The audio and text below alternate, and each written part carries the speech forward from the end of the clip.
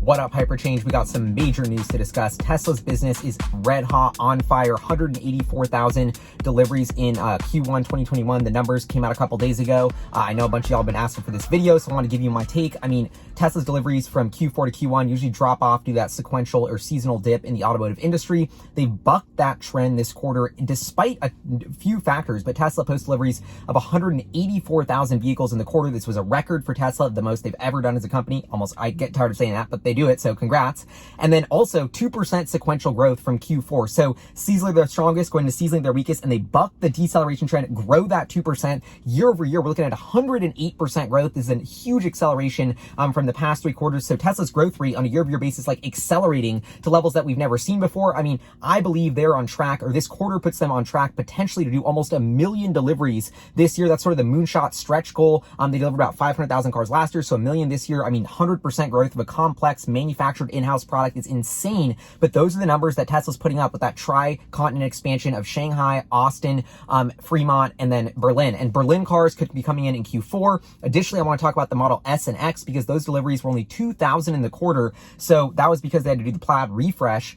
So that sort of delayed things. They didn't even produce any Model S and X. They only delivered 2,000. Usually they're delivering like, I don't know, 10, 12, 15, 25,000 sometimes. But despite that, they still grew deliveries. So now as we come into the rest of 2021, I mean, we're looking at really continued strong growth from China. And now we're looking at this Plaid Refresh, which has so much pent up demand. I believe the Plaid Refresh is going to take the Model S and X line to above 100,000 in annual demand of units, because that's what it was pre-Plaid. The market's bigger, Tesla's in more countries. I think the TAM has expanded despite the fact that there is some cannibalization with Tesla's cheaper models, the Model 3 and Y. I think the Plaid is going to have them hit extremely high margins, and it's going to be a vehicle where they post over 100,000 deliveries a year run rate for at least a little bit. So I see the Plaid deliveries scaling, or Model S and X deliveries scaling from like 2,000 to maybe like 5 or 10,000, depends how this quarterly ramp of the Plaid goes, but then really hitting their stride in Q3 of this, in Q4 of this year, and that adding super high margin revenue, accelerating that top line growth as we additionally have China continuing to explode throughout the remainder of the year. And then in Q3, maybe Q4, I don't know, we'll see what happens with Berlin. I think that's a little bit less material from a delivery standpoint because you have the new 4680 cell, so I think that's going to ramp a little bit slower.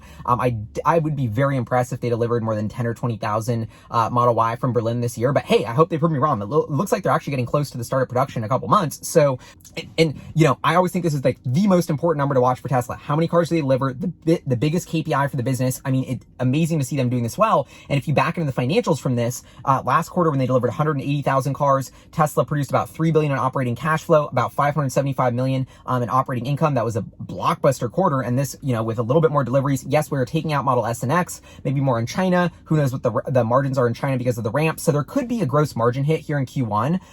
But additionally, so I don't know, maybe that'll hit the operating cash flow, but I still would expect it to be around maybe 2 billion, 1.5 billion. But additionally, and then we're going to have an increase in CapEx from, I believe, about 1.2 billion last quarter to my guess, I don't know, 1.5, 1.7 billion.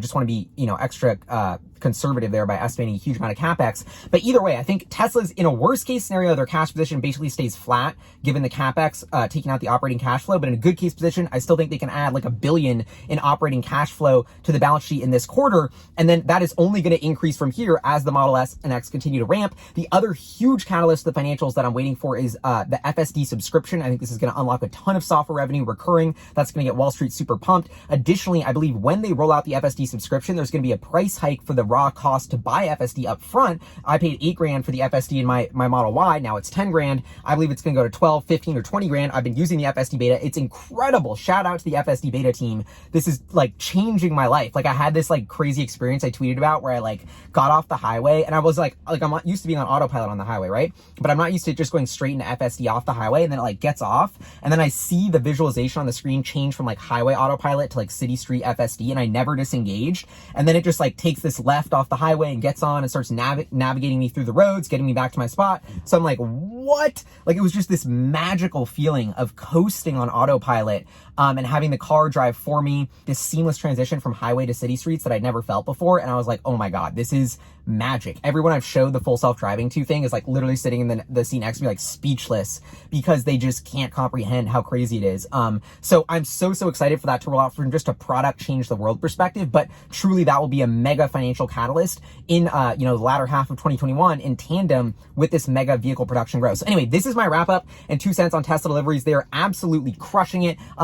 unbelievable start to the year with huge momentum and tailwinds heading into the back half of 2021. I mean, additionally, if the US renews some sort of US EV tax credit, that's going to be a game changer for accelerating demand as well. The word is spreading, yo. Everyone I know either has a Tesla or wants to buy a Tesla because people realize how amazing of a product it is. Just wanted to add something real quick to my video about the million units. I think Tesla, I don't want to like say they're going to hit 1 million cars delivered this year and then have that not happen and it be a super big disappointment. But I do think they're going to be able to pull it off and deliver 1 million cars or get super, super close. And that's the stretch goal, which is absolutely incredible. But I do think that's what it is.